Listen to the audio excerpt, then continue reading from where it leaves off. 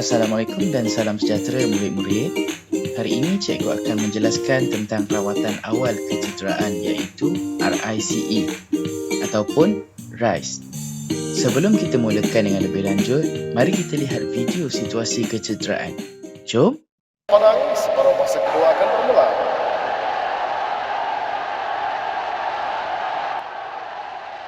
Separuh masa kedua bermula.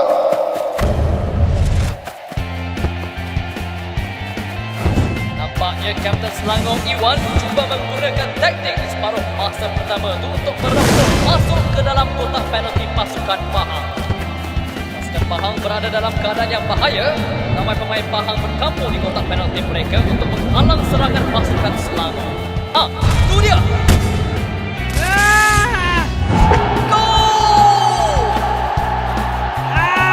Cantik! Hebat, Wan. Kau tak apa-apa? Kaki kiri aku sakit.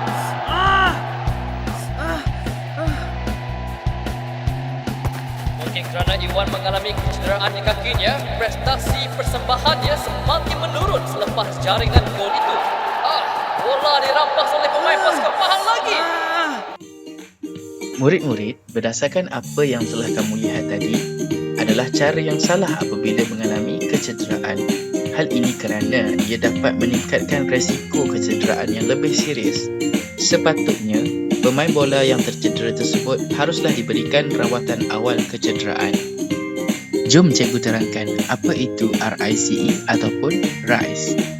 Kaedah ini biasanya diamalkan apabila seseorang mengalami kecederaan ringan seperti terseliur, terkehil, lebam atau bengkak pada bahagian otot dan sendi. RICE merupakan rawatan awal yang boleh dilakukan sebelum mendapatkan rawatan lanjut daripada pegawai perubatan, terutamanya dalam tempoh 24 jam hingga 48 jam pertama selepas kecederaan berlaku. Langkah pertama dalam kaedah RICE ialah rest yang membawa maksud kepada rehat. Apabila berlakunya kecederaan, bahagian badan yang terlibat perlu diberhentikan daripada sebarang aktiviti fizikal dengan segera. Rehat membolehkan otot, sendi atau ligamen yang cedera mengelakkan tekanan tambahan yang boleh memburukkan keadaan. Sekiranya aktiviti diteruskan walaupun mengalami kecederaan, risiko kecederaan lebih teruk adalah tinggi dan tempoh pemulihan juga akan menjadi lebih lama. Oleh itu, rehat merupakan langkah paling asas dan penting dalam rawatan awal kecederaan. Langkah kedua ialah ais, iaitu penggunaan ais pada kawasan yang cedera. Ais digunakan untuk membantu mengurangkan bengkak, kesakitan dan keradangan. Penggunaan ais menyebabkan saluran darah mengecut dan ini membantu mengawal pengaliran darah ke kawasan yang cedera. Ais perlu dibalut dengan kain atau tuala sebelum diletakkan pada kulit yang digunakan selama kira-kira 15 hingga 20 minit dalam satu sesi. Penggunaan ais tidak digalakkan secara berterusan dalam tempoh yang terlalu lama kerana ia boleh menyebabkan iritasi atau kecederaan pada kulit. Walau bagaimanapun, penggunaan ais yang betul dan terkawal amat berkesan pada rawatan awal kecederaan. Langkah yang seterusnya adalah langkah yang ketiga iaitu compression yang bermaksud tekanan. Tekanan diberikan dengan menggunakan pembalut elastik atau kain pembalut pada kawasan yang tercedera. Tujuan compression adalah untuk mengurangkan bengkak serta memberi sokongan kepada bahagian yang tercedera. Balutan perlu dibuat dengan kemas tetapi tidak terlalu ketat kerana balutan yang terlalu ketat boleh mengganggu aliran darah.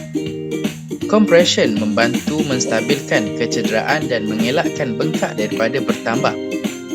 Okey, yang seterusnya adalah langkah yang terakhir dalam kaedah RICE ialah elevation, iaitu meninggikan bahagian yang cedera. Bahagian badan yang mengalami kecederaan perlu ditinggikan lebih paras jantung. Sebagai contoh, jika kecederaan berlaku pada kaki, kaki tersebut boleh dialas menggunakan bantal semasa berehat atau berbaring. Elevation membantu mengurangkan pengumpulan darah di kawasan kecederaan dan seterusnya mengurangkan bengkak pada kawasan yang sakit. Langkah ini amat berkesan apabila dilakukan bersama rehat dan penggunaan ais.